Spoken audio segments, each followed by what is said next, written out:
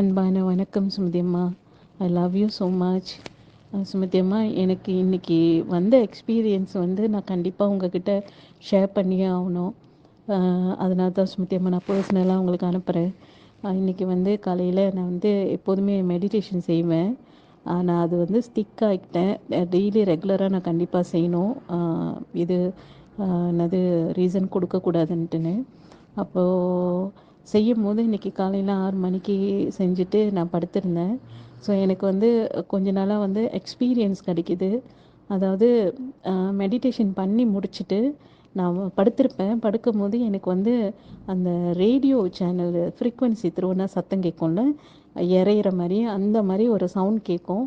அந்த சவுண்ட் கேட்ட பிற்பாடு நான் வேறு எங்கேயோ வேறு இடத்துல இருப்பேன். ஸோ அது வந்து நான் தூங்கி இருக்க மாட்டேன், ஆனால் வேறு எங்கேயோ நான் இருப்பேன். அந்த மாதிரி எனக்கு ஒரு கொஞ்சம் ஒரு எத்தனையோ வாட்டி அந்த மாதிரி எக்ஸ்பீரியன்ஸ் இருந்திருக்கு சுமதி அம்மா. அப்போ இன்றைக்கி என்ன நடந்துச்சுன்னா, இன்றைக்கி வந்து அந்த மாதிரி சவுண்ட் கேட்குது. என் பக்கத்தில் டஷாலினி படுத்திருக்கு. அப்புறம் நான் பார்க்குறேன், என்னை வந்து நான் வந்து என் உடம்புல என்ன சொல்கிறது, அந்த ரூம்லே பறக்கிற மாதிரி பார்க்குறேன். பறந்துட்டு அப்போ தான் புதுசாக என்னமோ கற்றுக்கிற மாதிரி பார்க்குறேன்.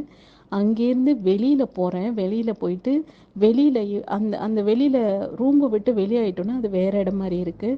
அப்போ அந்த இடத்துல வந்து என்னை ஸ்டேபிள் பண்ணி எப்படி இங்கே பறக்கிறதுன்னு லேர்ன் பண்ணுறேன். பண்ணிவிட்டு சுமதி அம்மா திருப்பியும் உள்ளுக்கு வந்துட்டு கண்ணை முழிக்கிறேன். முழிச்சிட்டு திருப்பியும் கண்ணை மூடுறேன். திருப்பியும் அதே ஃப்ரீக்வன்சி சத்தம் கேட்குது. அதுக்கப்புறம் வந்து என்னைய வந்து ஒரு சவுண்ட் கேட்குது. டஷாலினி கீழே படுத்திருக்கு. அதுக்கு மேலே அந்த செவுரு இருக்குங்கள, செவுத்துக்கு மேலே சவுண்ட் கேட்குது, கூப்பிட்றாங்க. அப்போ நான் வந்து அதே மாதிரி கீழேருந்து மேலே போகிறேன். அந்த செவுத்துக்கிட்ட போயிட்டு அப்போ அங்கே அந்த செவுத்தை தொடுறேன் சுமதி அம்மா. அந்த செவுத்தை தொடும் போது ஒரு எழுத்து மாதிரி வந்துட்டு போகுது, ஒரு ரெட் கலர் பேப்பரு. ஆனால் அது செவுத்தில் தொடும் போது வெளிச்சம் அடிக்குது, ரெட் கலரில் தெரியுது. அப்போ அவங்க பேசுகிறாங்க. அவங்க சொல்கிறதே எனக்கு சரியாக விளங்கலை. ஒரு 2 பேர், ஆனால் அவங்க வந்து வேறு அவங்களோட குரலே ஏதோ ரோபோட் பேசுனா கேட்குமா அந்த மாதிரி கேட்குது.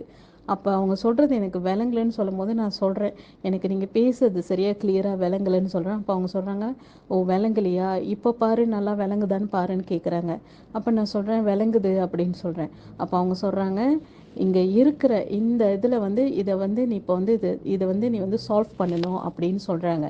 அது வந்து கார்ட்டூன் படங்க இருந்தாக்கா ஒரு பேப்பரில், ஒரு A5 பேப்பரில், பெரிய பேப்பரில் கார்ட்டூன் படம் இருந்தால் இருக்கும்ல, அந்த மாதிரி இருக்குது சுமதி அம்மா. ஆனால் ஒரு இடத்துல ஒண்டி அது என்னது ஃபில் பண்ணுறதா இல்லை அந்த பசிலை சால்வ் பண்ணுறதானே மட்டும்தான் எனக்கு சரியாக புரியல. அதை செய்யுங்கன்னு சொல்கிறாங்க. கீழே என் தங்கச்சி உட்காந்துருக்கிறத நான் பார்க்குறேன். அப்போ நான் இதை எப்படி சால்வ் பண்ணுறதுன்னு அதை பார்த்துட்டு இருக்கும் போது அப்புறம் கண்ணு முழிச்சிட்டேன் சுமதி அம்மா. இன்றைக்கி இந்த மாதிரி ஒரு எக்ஸ்பீரியன்ஸ் கிடச்சிச்சு. நான் வந்து உங்களுக்கு கோடான கோடி நன்றி சொல்லணும். எவ்வளோ நன்றி சொன்னாலும் அது பத்தாது. ஏன்னா நிறைய ட்ரான்ஸ்ஃபர்மேஷனாக ஆகிக்கிட்டு இருக்கு. அது என்னால் உணர முடியுது. கண்டிப்பாக ஜெயிக்கணும், ஜெயிச்சுட்டு தான் சுமதி அம்மா போவேன். நீங்கள் சொன்ன அந்த வார்த்தையை எனக்குள்ளே நான் போட்டிருக்கேன், நான் ஜெயிச்சுட்டு தான் போவேன்னு. என்னை சுற்றி உள்ளவங்களும் எல்லோரும் ஜெயிக்கணும், அந்த பிரார்த்தனையை போட்டுக்கிறேன் சுமதி அம்மா. தேங்க்யூ ஸோ மச் சுமதி அம்மா. I love you so much. I love you so much. Thank you so much Sumathi அம்மா. ஐ லவ் யூடா என் செல்ல குட்டி தங்கம், என் வைரம். நல்லா ஞாபகம் வச்சுக்கோ. நான் வீடியோ போட்டிருந்தேன் இல்லையா, ஆன்மீகத்துக்கு பணம் அவசியமா அப்படின்னு. அதில் உன்னை பற்றி நான் ஒன்று சொல்லியிருந்தேன், ஞாபகம் இருக்கா? நல்லா கேட்டியா? இந்த குழந்தைக்கு நெக்ஸ்ட் போர்ட்டல் டைமென்ஷன் ஓப்பன் ஆக போகுது, பி ரெடி அப்படின்னு சொல்லியிருந்தேன். நீ அதை ஒழுங்காக கேட்கலன்னா மறுபடியும் போய் கேள்.